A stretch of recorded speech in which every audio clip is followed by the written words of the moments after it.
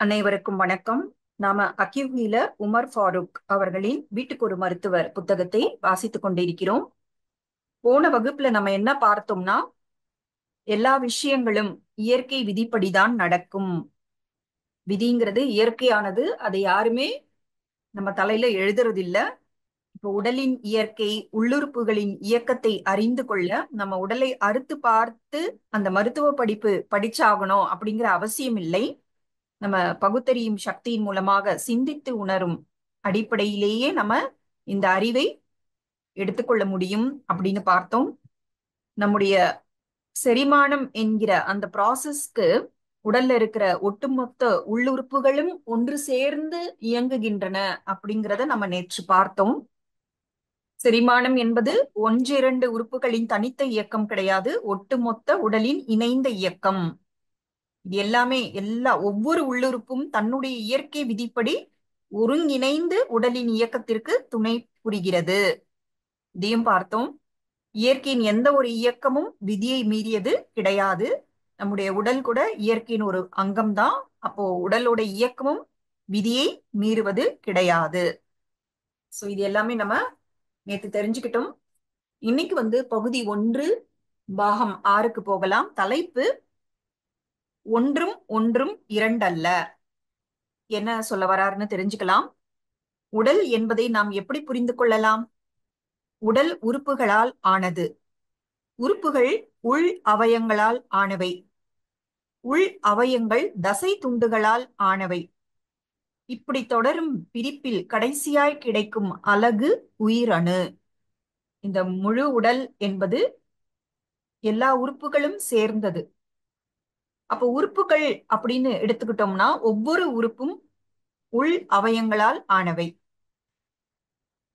அப்போ உள் அவயங்கள்னு பார்க்கும் பொழுது ஒவ்வொரு உள் அவயமும் தசை துண்டுகளால் ஆனவை.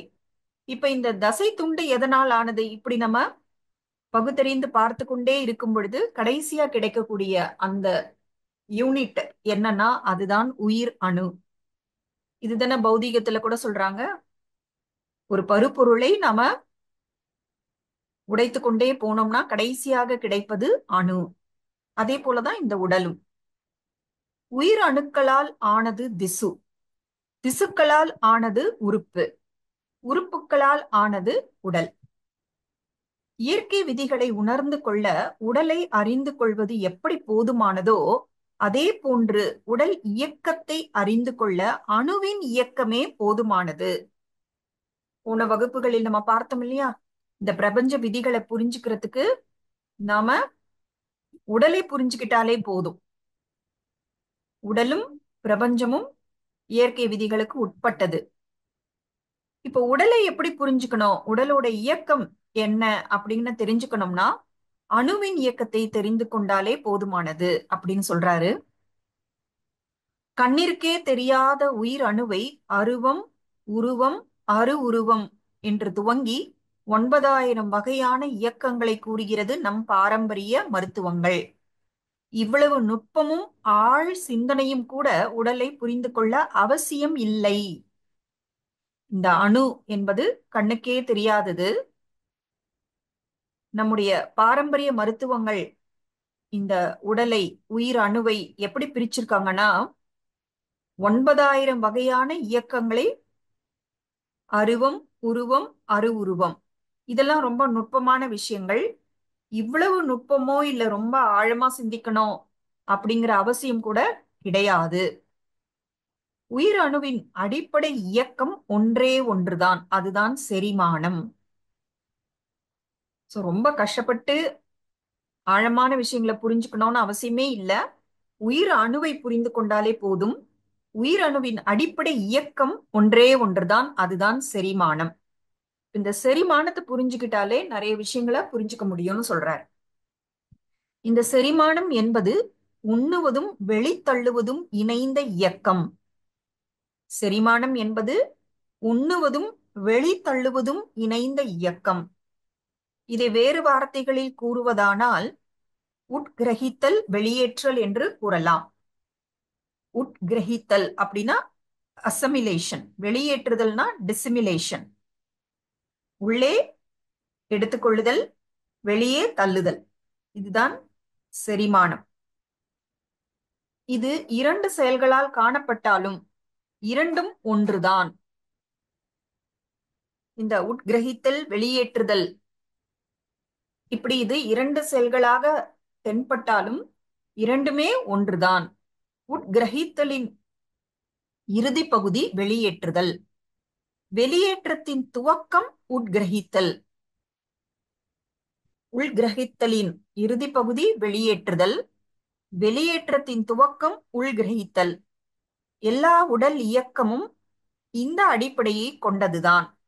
உடலோட எல்லா இயக்கமும் இந்த பேசிக் ரூலை வச்சுதான் இருக்கு. உள்ள கிரகிப்பது, வெளியே ஏற்றுவது. இத உதாரணங்களோட புரிஞ்சுக்கலாம். சுவாசம் என்பது உள் இழுத்தலும் வெளியிடுதலும். நம்ம சுவாசத்துல காற்றை உள்ளிழுக்கிறோம், அப்புறம் வெளியேற்றுகிறோம். இப்போ கண்களை இமைக்கிறோம்.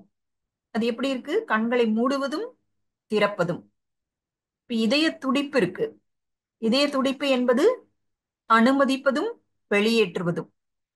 இவை எல்லாமே ஒரு இயக்கத்தின் இரு தன்மைகள். இவ்விரண்டு தன்மைகளும் இணைந்ததே ஓர் இயக்கம். சோ உள்ளே வெளியே இந்த இரண்டு தன்மைகளும் இணைந்ததே ஒரு இயக்கம். மனிதர்கள் கடவுள்களை படைத்துக் கொள்வதற்கு கூட இவ்விரு தன்மைகளை தான் பயன்படுத்தி இருக்கிறார்கள். படைத்தல், அழித்தல். ஓர் உயிரணு எதற்காக இந்த இயக்கத்தை மேற்கொள்கிறது? உயிர் வாழ்வதற்காக. உயிர் வாழ்றதுக்காக உயிரணு என்ன பண்ணுது? இந்த இரண்டு செயல்களை செய்கிறது. ஆனா இந்த இரண்டு செயல்களும் சேர்ந்ததுதான் ஒரு இயக்கம். உயிர் வாழ அவசிய தேவைகள் எவை என்பதை இந்த உயிரணுக்கள் நமக்கு உணர்த்துகின்றன. உயிர் வாழ்வதற்கு ரொம்ப அவசியமானது என்ன அப்படிங்கிறத இந்த உயிர் அணுக்கள் நமக்கு உணர்த்துகின்றன. ஏன்னா ஒவ்வொரு உயிரணுவும் இரண்டு செயல்களை செய்கின்றன. அது ஒரு சிங்கிள் இயக்கமாக இருக்கின்றது. உயிர் வாழ ஆற்றல், அதாவது சக்தி தேவை. இந்த ஆற்றலை பெற உணவும், உணவை பயன்படுத்த உட்கிரகித்தல், வெளிப்படுத்துதலும் தேவையாகின்றன. உடல்ல உயிர் இருக்கு. ஆனா உடல்ல பயன்படுத்தணும்னா உடலுக்கு சக்தி வேணும். இந்த சக்தியை பெறுவதற்கு உணவு தேவைப்படுது. ஆனா உணவை உட்கிரகிக்கணும், சக்திகளை எடுத்துக்கிட்டு கழிவை வெளியேற்றணும். சோ இந்த உட்கிரகித்தல், வெளிப்படுத்துதல் இரண்டுமே தேவைப்படுகின்றன. உணவு என்பது ஆற்றலை உள்ளடக்கியுள்ளது. ஆனால் அந்த ஆற்றலை பெற நடைபெறும் சிதைத்தல் கழிவுகளையும் கொண்டிருக்கிறது. உணவை சாப்பிடும் பொழுது அதை சிதைக்கணும். சிதைக்கும் பொழுதுதான் ஆற்றல் வெளிப்படும், பிரித்தெடுக்கப்படும். அதற்கப்புறமா அந்த வேஸ்ட் கழிவுகளை வெளியேற்ற வேண்டும். ஆற்றலை பெறுவது என்றால் கழிவுகளை வெளியேற்றுதல் என்ற தன்மையையும் சேர்த்துதான் குறிக்கிறது.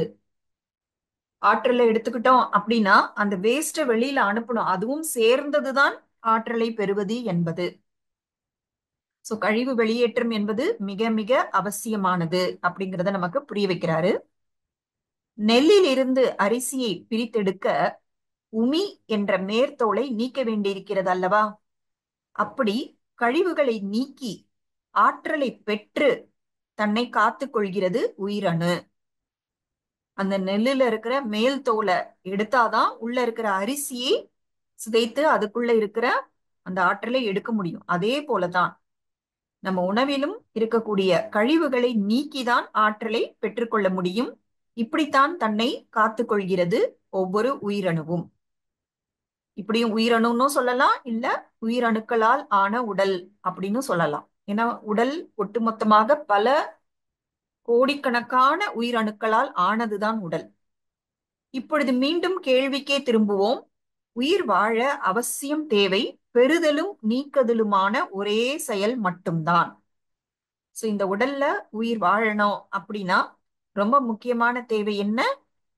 பெறுதல், நீக்குதல். அததான் நம்ம உட்கிரகித்தல், வெளியேற்றுதல் அப்படின்னு சொன்னோம். இது ஒரே ஒரு செயல்தான். இப்படியான உடல் இயக்கத்தில் ஆற்றலை உடல் எவ்வாறு பயன்படுத்துகிறது என்பதை விளங்கிக் கொண்டோமானால் நாம் உடலை அறிந்து கொண்டவர்கள் ஆவோம். இப்படி உடல் இயக்கத்துல பெறுவது நீக்குதல் இருக்கு. இப்ப இது ரெண்டுத்துக்கு நடுவுல ஆற்றல் வெளிப்படுது. அந்த ஆற்றலை உடல் எப்படி பயன்படுத்துகிறது அதை நம்ம புரிஞ்சுக்கிட்டோம்னா நாம உடலை புரிந்து கொண்டோம் அப்படின்னு சொல்லிக்கொள்ள முடியும். சோ இந்த விஷயங்களெல்லாம் அடுத்த வகுப்பில் நம்ம தொடர்ந்து கேட்கலாம். இன்றைய வகுப்பில் நாம உடலை புரிந்து கொள்ள அணுவை புரிந்து கொண்டால் போதும். அணுவோட இயக்கம் எப்படி இருக்குன்னா அதற்கு ரொம்ப அறிவியல் சார்ந்த அறிவு தேவைன்னு அவசியம் இல்லை. செரிமானம் என்பதை புரிந்து கொண்டாலே போதும். செரிமானம் என்பது உட்கிரகித்தல், வெளியேற்றுதல், இந்த இரண்டு விஷயங்களால் ஆனது.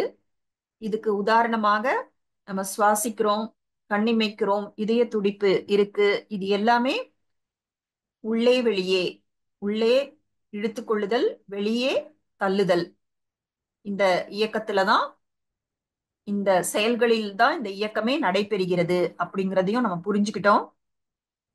மேலும் அதிகப்படியான விஷயங்களை தெரிந்து கொள்ள நாம அடுத்த வகுப்பு வரை காத்திருப்போம்.